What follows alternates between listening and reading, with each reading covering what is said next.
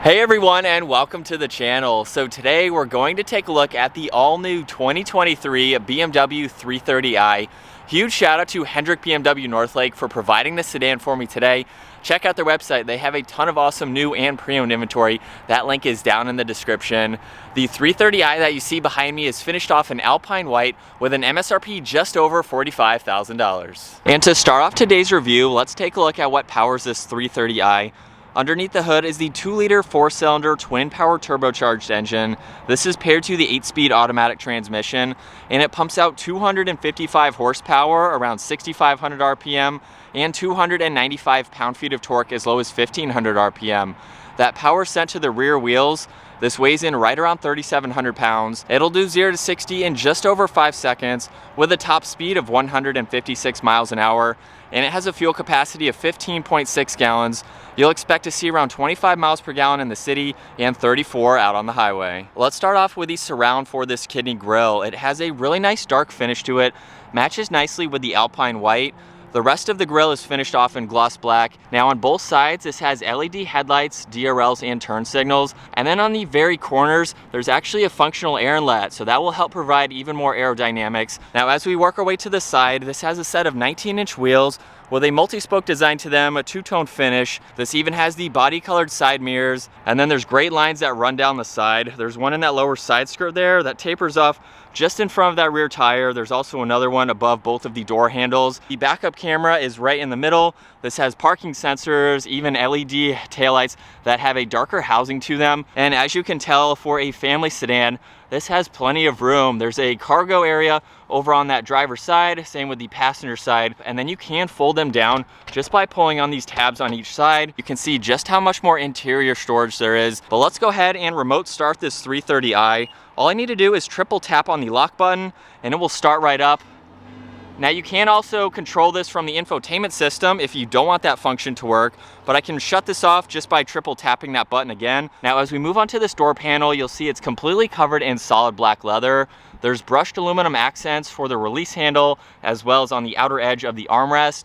This model even has the interior ambient lighting so you can see that strip, and it has the hi-fi sound system too. Now at 5'10", I can work my way into these back seats where I have the front seat set at my height, plenty of room for my feet and my legs. 2 air vents are right in the middle, and then the climate adjustments are just underneath that. And at 5'10", my head is just up against the headliner, but it does actually dip up, giving me that added headroom, so I could be comfortable, maybe go on a long trip. Now right in the middle, if I pull on this tab, this is the armrest, and then you have 2 cup holders that you can use if you need to. The door panel's finished off just like the rear. However, there's the addition of the memory seating adjustments, lock and unlock, the side mirror adjustments, all of the window controls. You can even release that trunk, and a little bit more storage space in the lower section of that door. And then the seats have a similar design to the rear with all the gray stitching.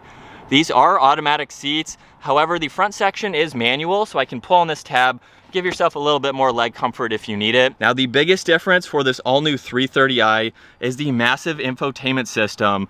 The center gauge cluster measures just over 12 inches. Then there's another 14 inches for the center infotainment system. Over on this right side is volume and tuning along with Bluetooth and voice commands. On this left side is all the cruise control settings.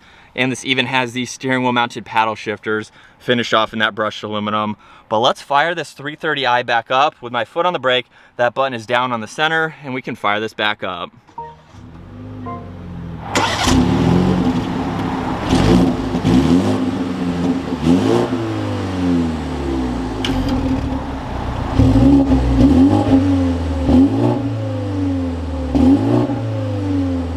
So currently there is content, or if I scroll down, as you can tell right now, there's a live readout for your gallons per hour along with your total range. You can even look at the compass, pull up the navigation, which will actually pop up in the center screen automatically as well. But it's very nice to have that map front and center. Look at your media and radio when you have that on. And then if I scroll over to layout, as you can tell with the current layout, as you already saw, we can change this where miles per hour and the tach get a little bit closer and have a slightly different design to them. And then the last one here is more of a calm screen. So as you can tell, miles per hour is over on that left side, and you can see your miles per hour as well in this gauge at an angle, which is pretty cool. And then as we move over to the left side of the steering wheel, you'll see all the headlight adjustments adjustments, parking lights, even a dimmer switch for the gauges. Currently on the home screen, you can see the navigation along with media and radio. There's phone. I can swipe over. There's personal assistance, traffic conditions, even your fuel here. You can look at some other icons and messages. There's your route preview. You can even add more widgets just depending on what you'd like to use the most. And then on this left side is all the fixed information. So navigation is at the bottom. If I click on that, that will pop up in full screen. You can go into your phone when you have that hooked up and paired, as well as go into the music to be able to listen to all of that information. And then the top one here is for different apps. So as you can tell, you can go through Apple CarPlay, Android Auto, look at your live vehicle, go into your interior lighting, your climate adjustments. Let's go into a personal assistance where you can go through some tips, your owner's manual. You have different settings that you can go into just to configure this how you'd like to. If we go all the way over to where it says fuel reserve here, you have content, different apps that you can go into. If I just push on any of those three down below, it will pop up here where we have the heated seat adjustments along with the fan speed, where you'd like the air to go, and a few other settings over on that left side. Now right in the middle there are two air vents, and below that there's the hazards as well as seek and track for the audio. There's power and volume and the defrosters on that far right side. There's a small storage bin in the front where you can place your phone if you need to, two cup holders, a 12 volt and a USB.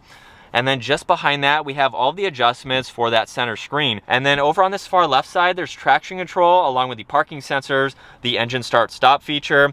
And then behind that, we have all the different driving modes. So if I just click on sport, you will see that in the center infotainment system adjust, and we have a few different settings to go into. The one underneath that is comfort, and the last one is eco. There's a few different modes as well. The center gauge cluster will also change color just depending on the mode that you're in. The auto hold is just behind that along with the electronic parking brake. And then right in the middle is the all new design for the gear shifter. So with my foot on the brake, I'll just push this forwards. You'll see green light up for reverse. So this does have the backup camera like I showed earlier, where you have all the graphics as well as the guidelines. Now all the way down is to drive. If I pull on it one more time, you'll see it pop over to S, so you can use those steering wheel mounted paddle shifters. And then park is the button just behind that. Right in the middle is the leather wrapped armrest. If we open this up, there's a good amount of storage along with an auxiliary, so you can charge electronics there if you need to.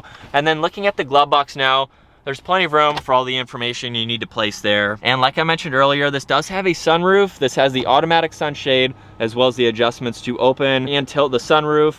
And then up in the middle, there's also a call button, and the dome lights are on both sides. As we get behind the wheel now for the all-new 2023 BMW 330i, I gotta say that I do like this new infotainment system. The one thing that I will say that's a little bit of a downside to it is that they took away all of the physical buttons for the climate controls. I really like being able to quickly get to those, although I do like that BMW went to the step of leaving them fixed in the lower section of that screen. So it doesn't matter what you're doing in the system or where you are, all of those are fixed. So I do like how they address that. And so we'll drop down to second gear here, give it a little bit of gas.